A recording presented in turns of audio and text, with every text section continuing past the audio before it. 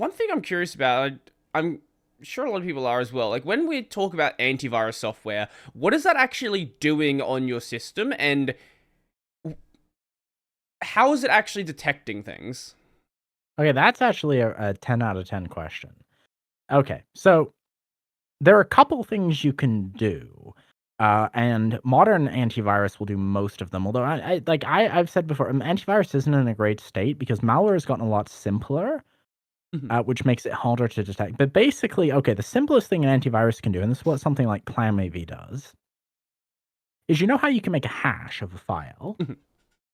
and you can create signatures, and sometimes these can include bits of the file. So, for example, if you've seen a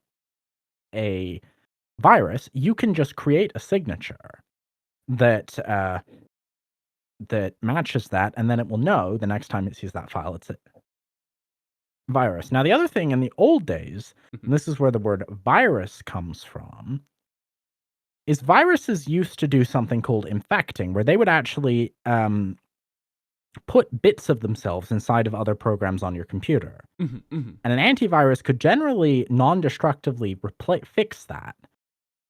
The main thing it's going to look for is, depending on the type of malware, is it will see, okay, is this doing things it shouldn't do? It'll watch every process on your system. It'll look at what files it's opening, writing to, reading to. That's important. And it'll say, okay, you don't belong here. Mhm. And there's a lot of difference in approach. Like what you probably don't know is Apple actually have an antivirus that they make totally discreet, but it blocks. It's called Xcore Protect. Okay. So that's like the most discreet one. And then you have the very invasive things like Norton and McAfee, which are more in your face, and they'll say virus has been detected. So yeah, you can do there's sort of like more modern approaches as well for enterprise, things like ThreatLocker and VoodooSoft has something, Mhm. which works more on an allow list. Like you'll actually have to, if it doesn't know a program, it will just block it. Right. Which makes a lot of sense in There's a a- corporate environment where you know exactly what you're going to be running. yes, and it means functionally there's no possible way around it. Mhm. So yeah, they can do a lot of different things. The other cool thing that some antiviruses can do is symbolic execution. Mhm. It's like, you know what an emulator does? Mhm. Well, what if you could just, in a homeless environment, emulate the program and see what it would do without ever risking your real computer? Mhm. So a lot of antiviruses will do that to get around obfuscation. Okay. Oh. So basically the idea is when a new bit of malware appears, it's sort of a race to get that first discovered and then Y- into the yes. database of what the antivirus can deal with. Yes, although there is, I guess one other thing I should say is there is something, and I was sort of saying it with the behavior, called a heuristic detection or behavior detection. Hmm. And these hugely vary in quality, that should be able to catch something that, let's say, for the ransomware example, like if it starts opening and replacing files in your documents folder, a good antivirus, even without knowing, is going to say, hold up, that's ransomware and stop it. Right. Okay, so it's in cases where it might not have a direct sample of it, but it's behaving similar enough to, or it Yeah, has practices that are similar to other malware that it's like, this is probably malware. Let's deal with it yeah. even if we're not sure. Oh, yeah, yeah, absolutely. Mhm.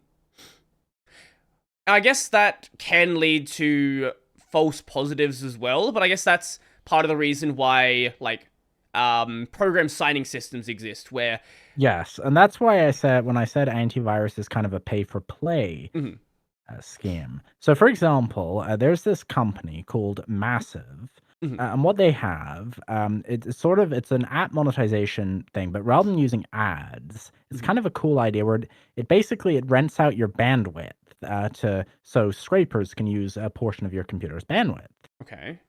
And there you have to it's legal because you have to agree to this. Like there'll be a thing when you install the program that says you've agreed to this. Mm-hmm. Well, that's going to set every antivirus on the planet off. So Mm-hmm. what they had to do was there's this certification they got, and they had to get sort of exempted from the antiviruses. Mm-hmm. Mm-hmm. It's also usually needed for things like kernel anti-cheats Yeah, that's and the example I was going to bring up because they behave okay. very much like a malware because that's to defeat the anti-cheat, you must be a lower level than the anti-cheat. At least that's the approach that they want to take to it. I know there's debate about whether it should be Yeah. done on server side or client side, but at least that's the approach they're taking. Okay. So yeah, kernel anti-cheat's actually a good place to go because Okay, sure. actually what I would say is that kernel level anti-cheat is functionally the same idea as an antivirus Okay. in the way that because those will also be using a kernel driver. Mhm. Uh, so yeah, definitely though it can trigger things. I think a lot of the discourse about kernel anti-cheat very much isn't the most informed, and people have some silly ideas. Like one guy is saying, "Well, that's how they can get into all your data," and it's like, okay, but they can do that in user mode too. Mhm. So what a kernel, the main benefit is, yeah, like you were saying, if I can just load my evil kernel driver and put the cheat in there, or just a stub that hides the cheat, I have now won the game Mhm. of cheating.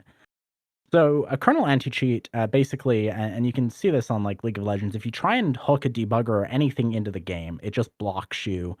It loads first, so it makes sure that you can't have like evil driver loading in the background. Mhm. Yeah, and it has more privileges.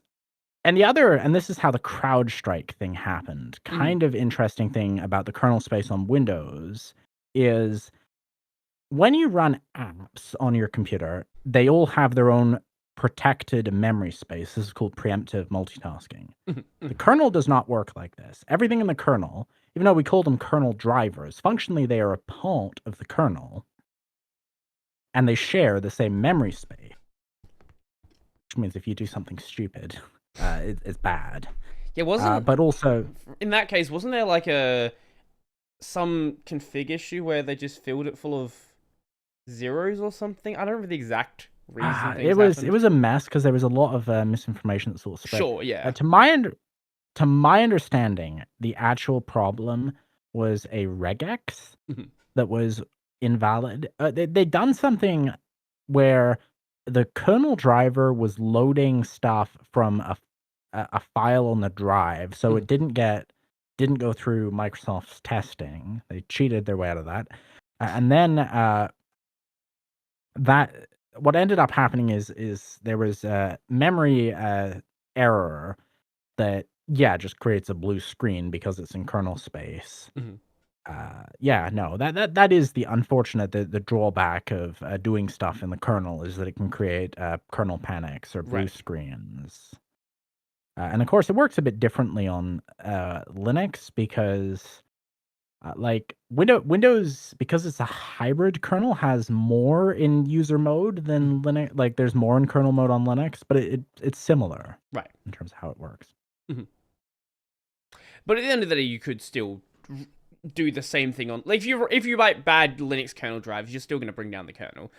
Like Oh, yeah, no, I wasn't saying that Linux was any say. I just meant like the differences. And in fact, CrowdStrike, mhm.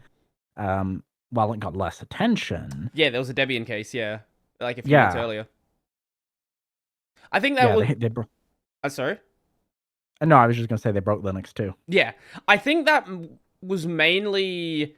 I think it was mainly universities that were affected, like research labs that were running it.